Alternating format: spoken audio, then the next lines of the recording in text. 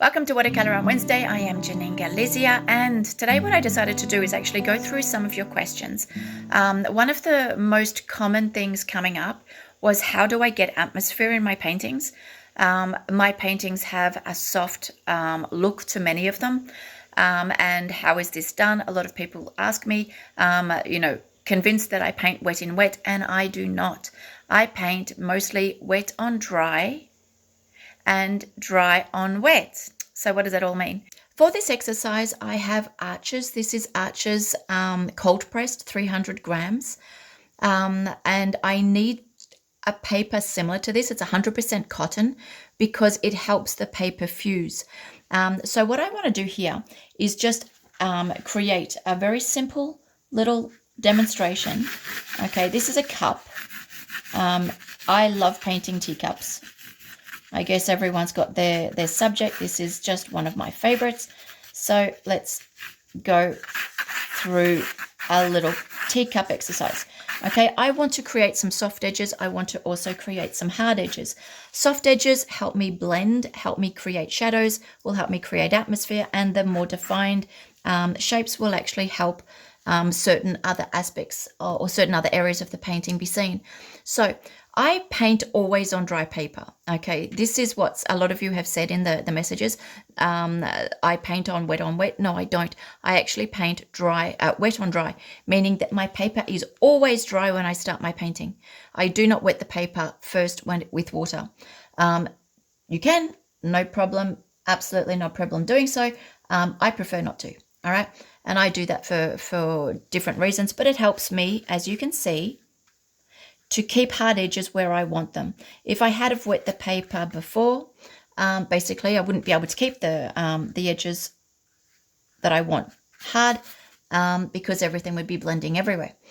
So I always start on dry paper.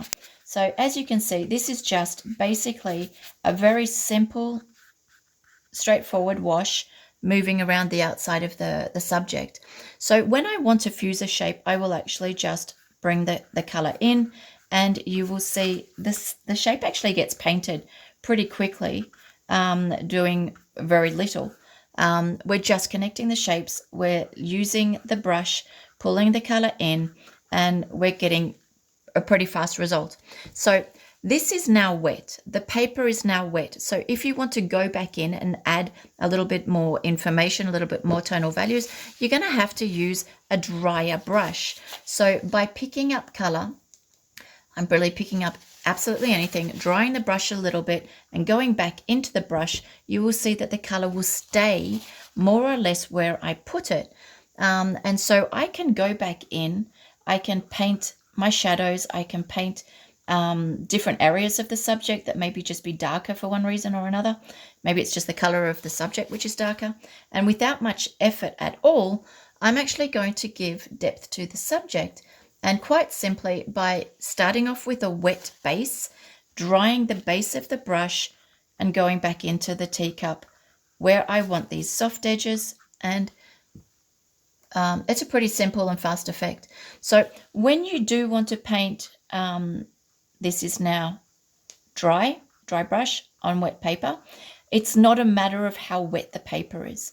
I hear this all the time. People say, oh, you just have to wait a minute, wait for the paper to dry. But the problem with a watercolor is that if you're painting watercolor, you will notice that many parts of the sheet will be wet to the same degree, and will need the same drying time, which means they're all going to dry at the same time.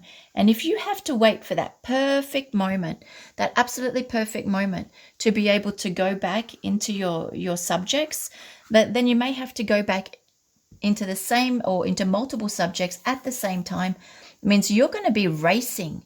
You're going to absolutely be racing to get this finished, and you don't need to. As you can see, you can go back in with any texture, more watery, more fluid or drier at any time, and all that will happen is that you're going to end up with a nice variation of color, because the colors change as they dilute, but also texture and technique.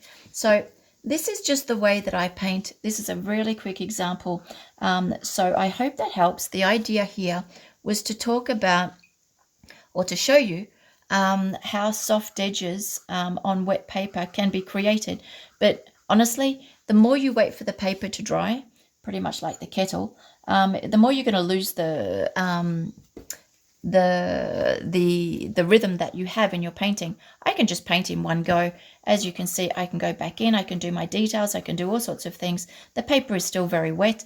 And even if I decided to go back into my subject and change it for some reason or another, I still could, because as the paper is wet, all right, so I can change my mind. As the paper is wet, I can actually go back in, say, you know what, I didn't like that pink cup. I decided that I want my cup to be blue now, and here we go. I'm actually going to transfer or alter my subject to create a different color, different colored cup. When the paper is wet, you have so many options. So don't wait for the perfect moment. There isn't one. The perfect moment is the moment that you have the idea. And the perfect moment is the time that you actually apply your idea in the simplest and most efficient way that you can. That's the way that watercolor works the best. So anyway, that's the idea that I had for this week. Thank you for the messages. That was a good suggestion, and I look forward to doing something else next week. Don't forget to leave a message in the comment section if you have an idea, a question, or something that you would like for us to talk about. Doesn't need to be a painting. It can actually just be a question that we can deal with. And there you go. So happy Wednesday.